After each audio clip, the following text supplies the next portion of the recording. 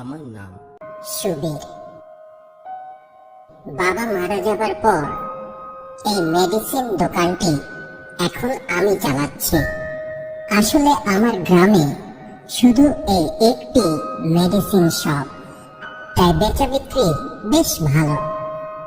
আমি প্রতিদিন রাত 10টা নাগাদ আমার দোকানটি বন্ধ করে বাড়ি ফিরি। আজ মঙ্গলবার, প্রতিদিনের মতো আজও রাত 10টায় দোকানটি বন্ধ করে আমি বাড়ি ফিরছি। দোকান থেকে আমার বাড়ি প্রায় 2 থেকে 3 কিলোমিটার দূরে হবে। গ্রাম বলে এত রাতে কোনো গাড়ি পাওয়া যায় না, তাই প্রতি রাতে আমাকে পায়ে হেঁটে বাড়ি ফিরতে হয়।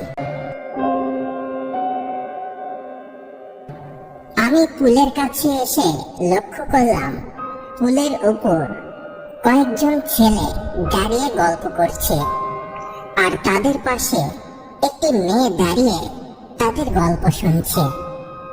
বকাটে বাজে সব ছেলেগুলো, তার থেকেও বাজে সে মেয়েটি। এত রাতে ছেলেদের সঙ্গে আড্ডা দিচ্ছে। আসলে আমাদের সমাজটি ধ্বংসের পথে যাচ্ছে।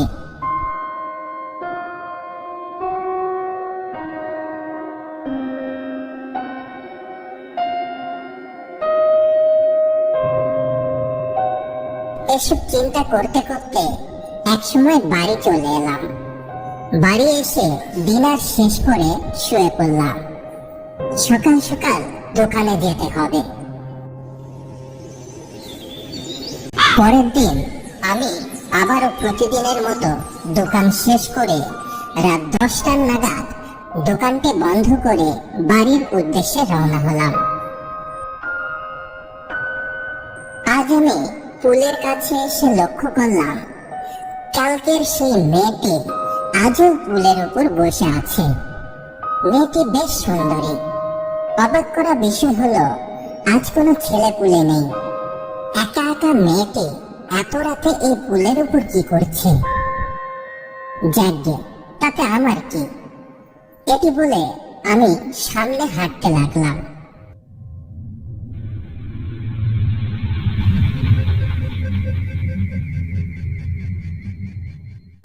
এই যে শুনছেন? যে আমাকে বলছেন? এখানে আপনি আর আমি ছাড়া কে আছে? সরি, মাফ করবেন। এখানে যে কোনো একটি মেয়ে আমাকে ডাকতে পারে তা আমি ভাবতে পারিনি। যাকে আমার একটা উপকার করতে পারবেন? জি বলুন। আপনি কি সামনের ওই দোকানটি দেখতে পাচ্ছেন? ওই দোকান থেকে আমাকে একটি রুটি আর একটি কলা এনে দিতে পারবেন? আমার ভীষণ খিদে পেয়েছে।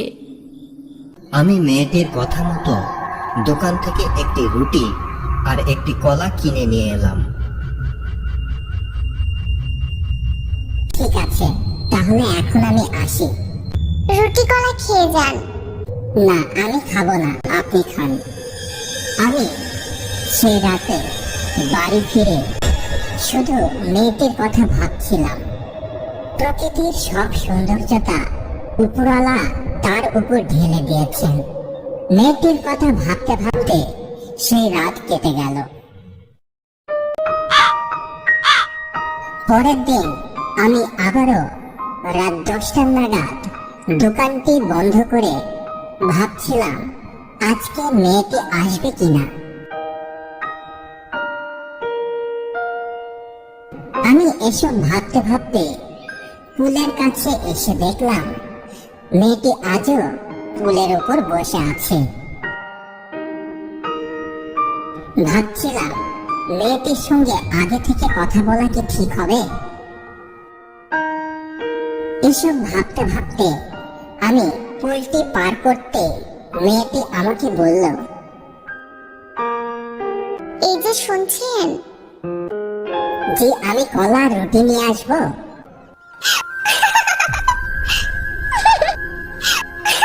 কি মিষ্টি তার মুখের হাসি।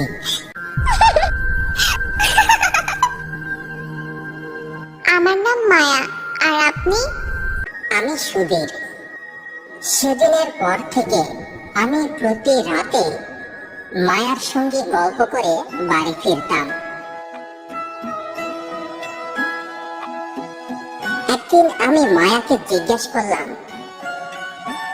আচ্ছা মায়া, তোমার বাসা কোথায়? ওই যে দোকানটা দেখছো, ওই দোকান পার করে হাতের বামে একটি ছোট্ট রাস্তা আছে। সে রাস্তার একদম শেষ মাথায় একটি বিশাল আম গাছ আছে। সে আম গাছের নিচেই আমার বাড়ি। ও, তো এত রাতে তুমি পুলের উপর একা একা দাঁড়িয়ে থাকো কেন? তোমার ভয় করে না? আমার ভালো লাগে তাই দাঁড়িয়ে থাকি। আর ভয় কেন লাগবে? তুমি তো আছো আমার সঙ্গে। আমরা দুজন গল্প করছিলাম। ঠিক সে সময় হঠাৎ করে মুষলধারে বৃষ্টি নেমে এলো।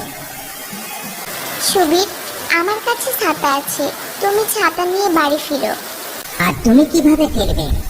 তুমি আমাকে নিয়ে ভেবো না, তুমি যাও, আর কথা বাড়িও না। আমি মায়ার কথা মতো তার ছাতাটি নিয়ে বাড়ি ফিরলাম।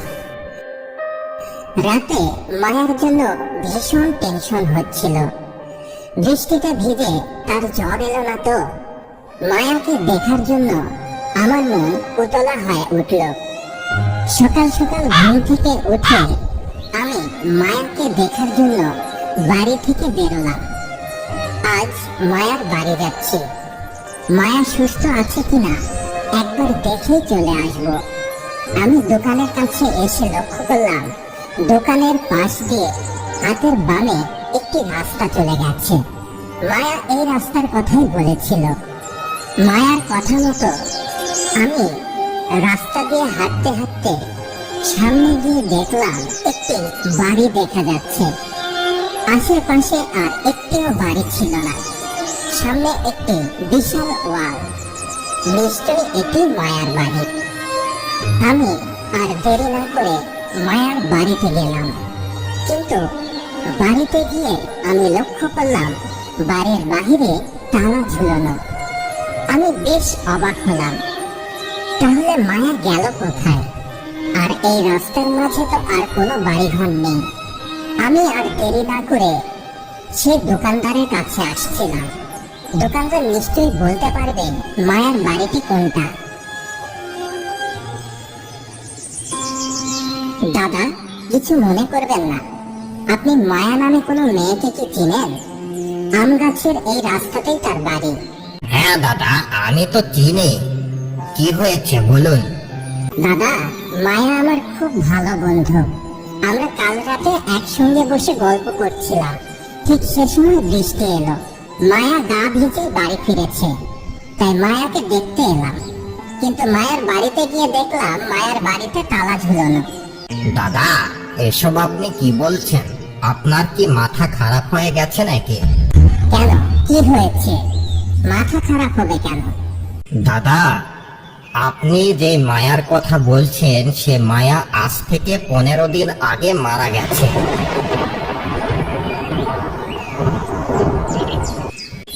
আপনি এসব কি বলছেন? হ্যাঁ দাদা, আমি ঠিক বলছি। বিশ্বাস না হলে এই এলাকার আরো কয়েকজনের কাছে থেকে শুনতে পারেন। 15 দিন আগে তার বাড়িতে ধানের সাথে গলায় দড়ি দিয়ে আত্মহত্যা করেছে মায়া। লোকটির কথা শুনে আমার মনের ভিতরে ঝড় বইতে শুরু করলো।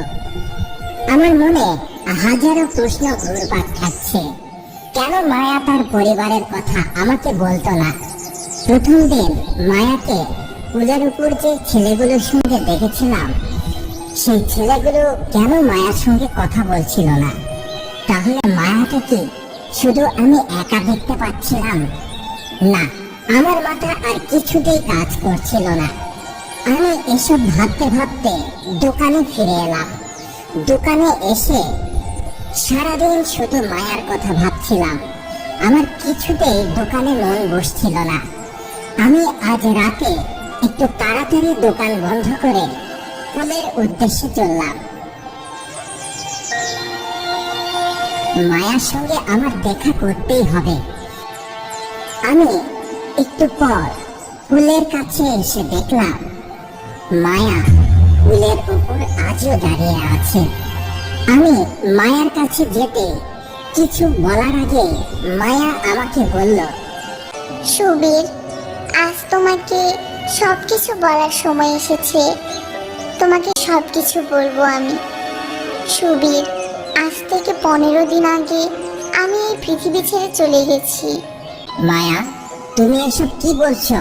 আমার একদমই বিশ্বাস হচ্ছে না। হ্যাঁ সুবীর, তুমি ঠিকই শুনেছ, আমি বেঁচে নেই। এই গল্পটির বাকি অংশ দেখবো আমরা আগামী পর্বে।